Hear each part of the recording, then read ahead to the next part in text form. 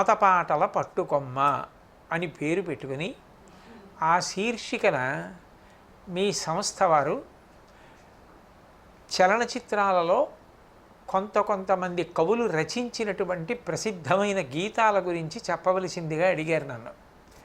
సరే, ఇది కూడా ఏదో బాగానే ఉంది, ఒక మంచి విషయాన్ని ప్రస్తావించడానికి చలనచిత్ర గీతం అయితే వచ్చిన అభ్యంతరం ఏమిటి ఉండాలి అని నేను అంగీకరించడం జరిగింది. మీరు నన్ను అడిగిన పాటలలో మీనా చలనచిత్రాని కోసం ఆరుద్ర గారు రచించినటువంటి శ్రీరామనామాలు శతకోటి, ఈ పాట ఒకటి. ఈ పాత పాటల పట్టుకొమ్మ అని మీరే పెట్టుకున్నటువంటి పేరు శీర్షికలో ఇవాళ మనం పరిశీలిస్తున్నటువంటి పాట శ్రీరామనామాలు శతకోటి.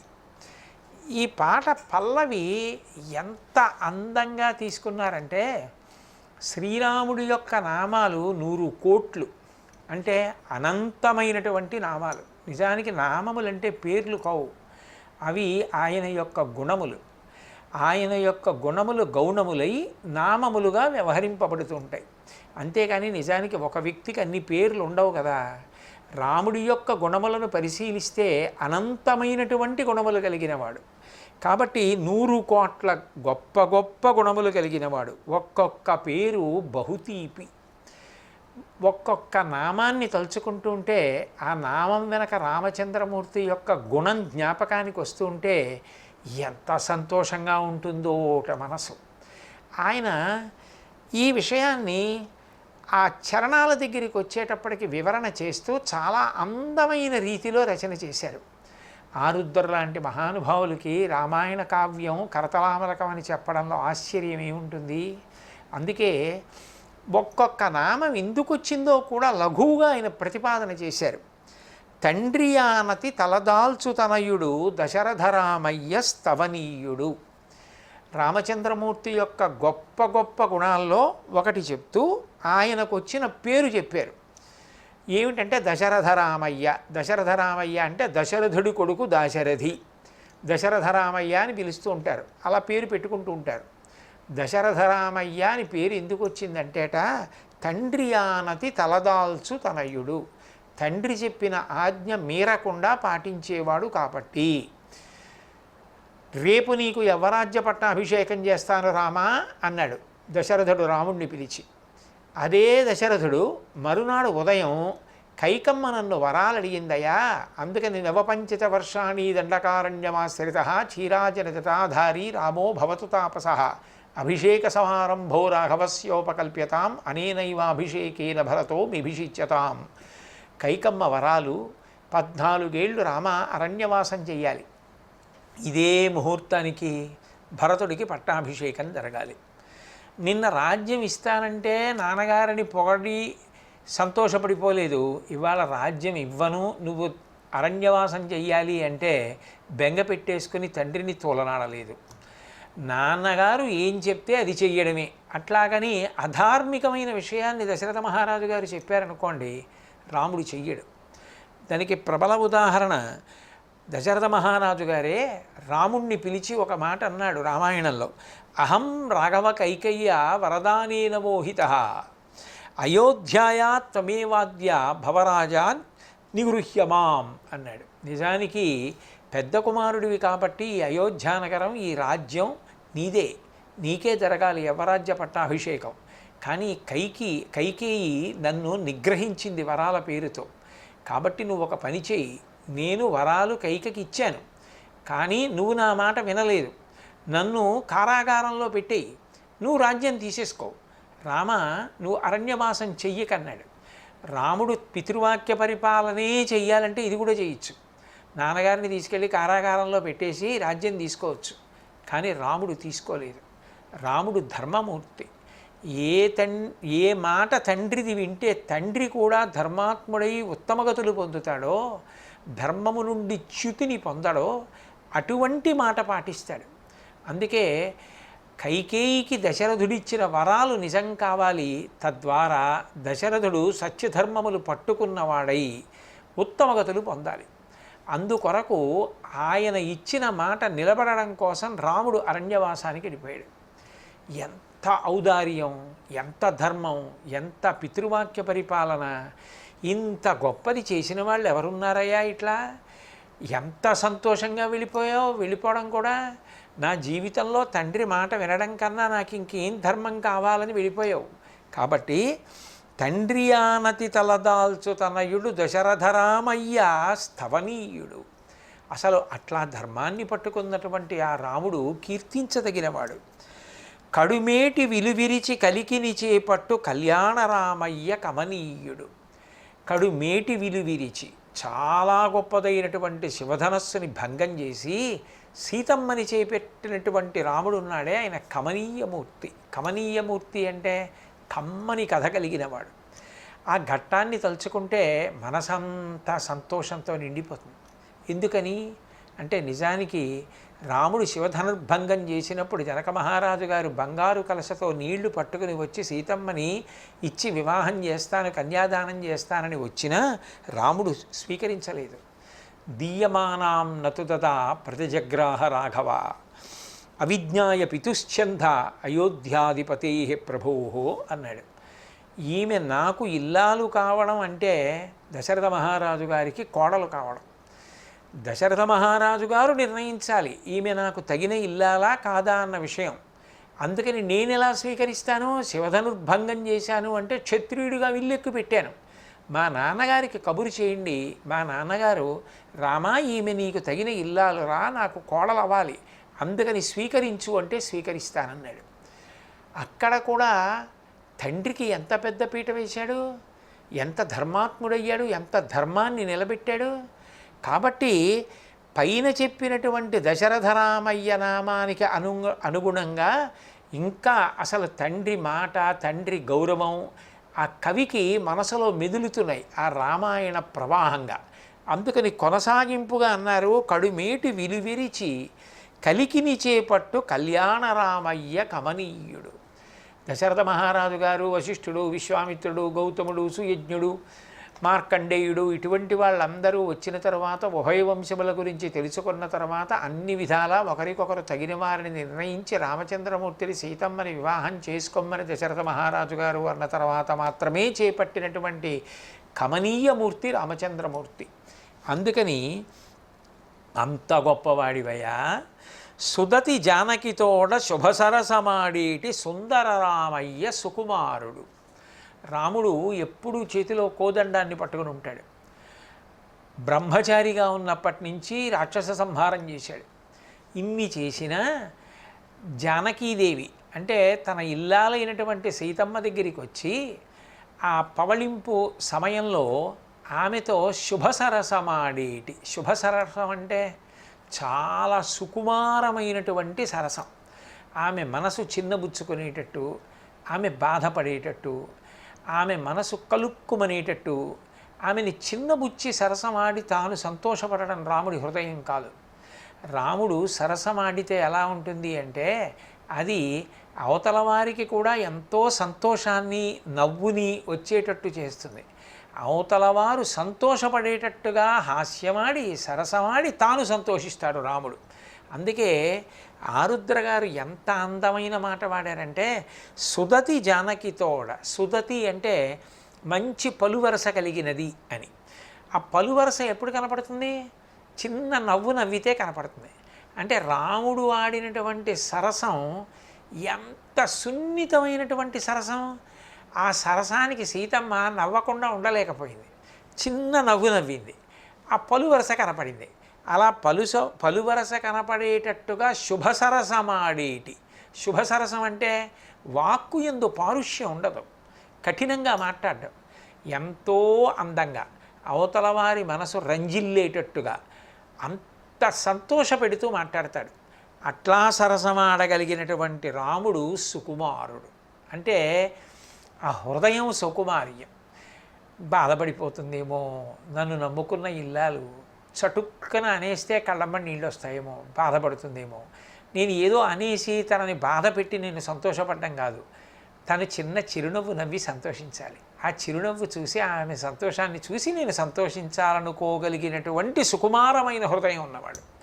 అంటే ఎంత మెత్తని మనసు ఉన్నవాడు అది చెప్పడానికి అప్పుట రాముడు సుందర రామయ్య. నిజమైన అందం అదిట.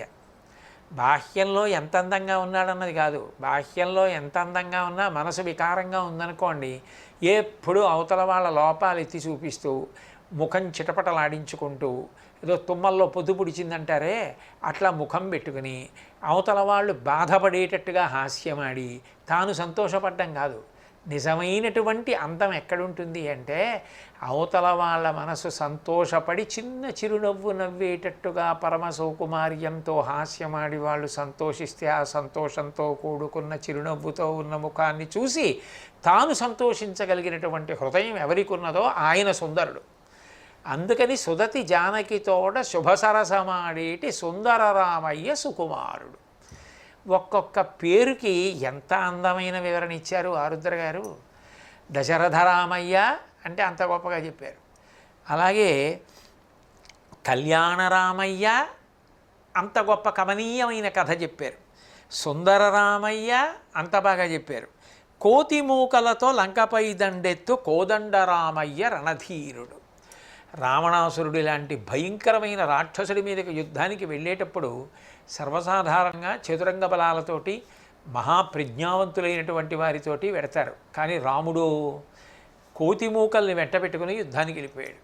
ఏమిటి ఆయన ధైర్యం అంటే రాముడి చేతిలో కోదండం ఉండగా వెనక ఎవరు ఉండనివ్వండి విజయం రాముడిది. ఎవరున్నా రాముడి వెనక వెళ్ళారన్న కీర్తి వాళ్ళకి దక్కుతుంది. రాముడి వెనక వెళ్ళిన తర్వాత చనిపోవడం అన్నమాట ఉండదు. అందుకే ఎంతమంది వెళ్ళారో అంతమంది జవసత్వాలతో తిరిగి వచ్చేశారు. ఆ మృత సంజీవని తీసుకొచ్చిన కారణం చేత చనిపోయిన వాళ్ళు కూడా బతికారు. చివర దేవేంద్రుడి వరం వల్ల బతికున్నంత కాలం తర్వాతి కాలంలో కూడా తినడానికి వానర సంతతికి కావలసినంత ఆహారం లభించింది.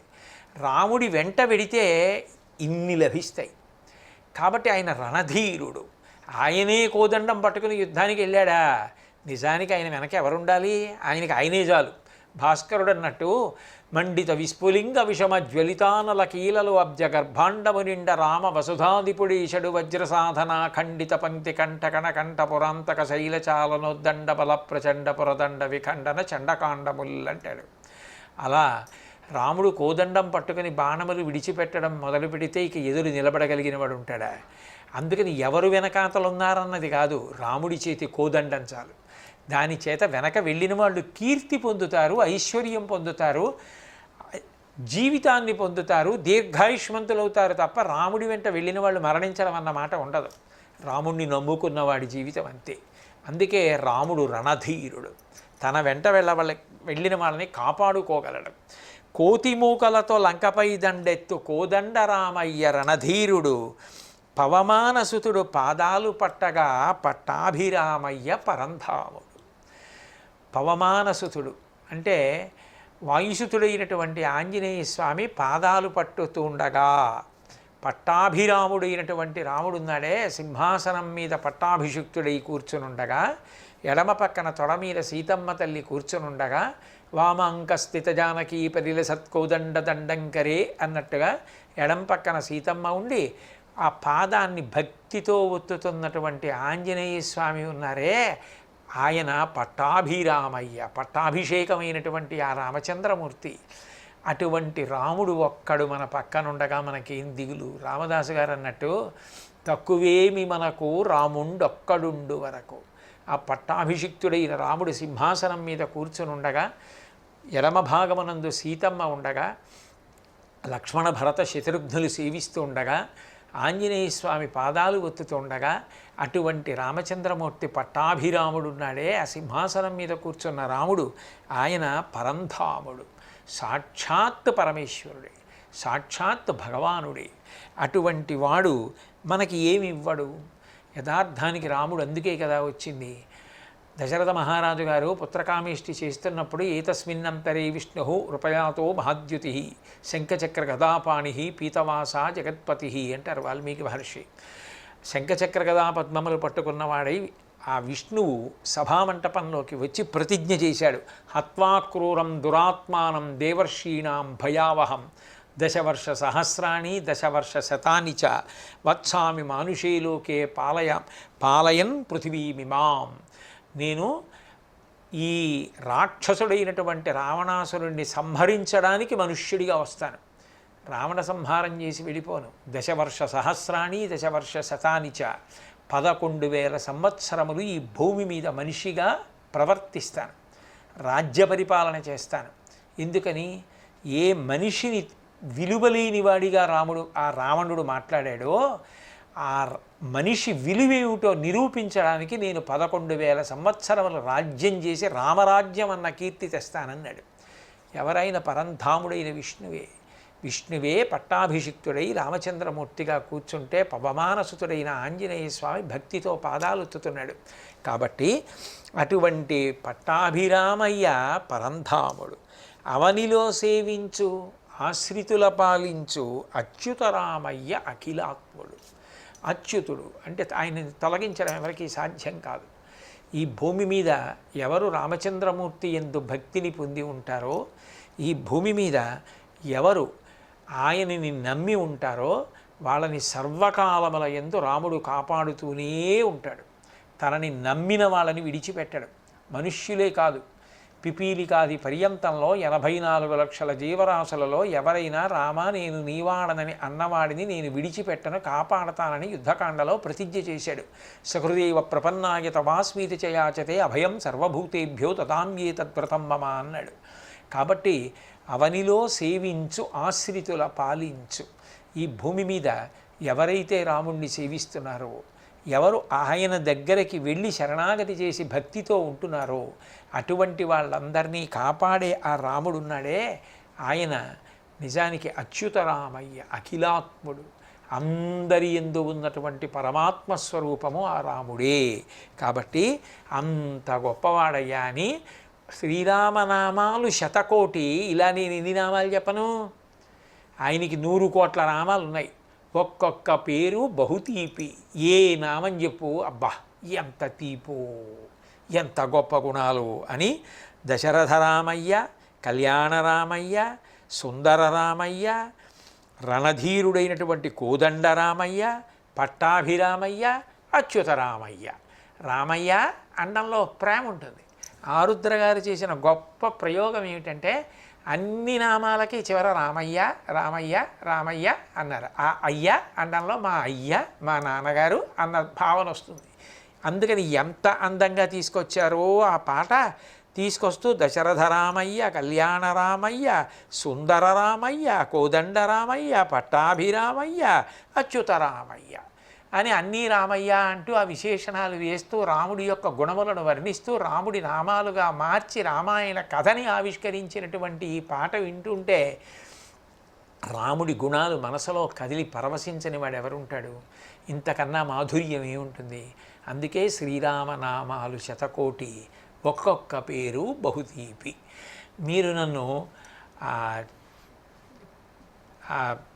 ఈ పాత పాటల పట్టుకొమ్మ అన్న పేరుతో నన్ను అడిగిన పాటలలో ఒక పాట పూర్తి చేశాను.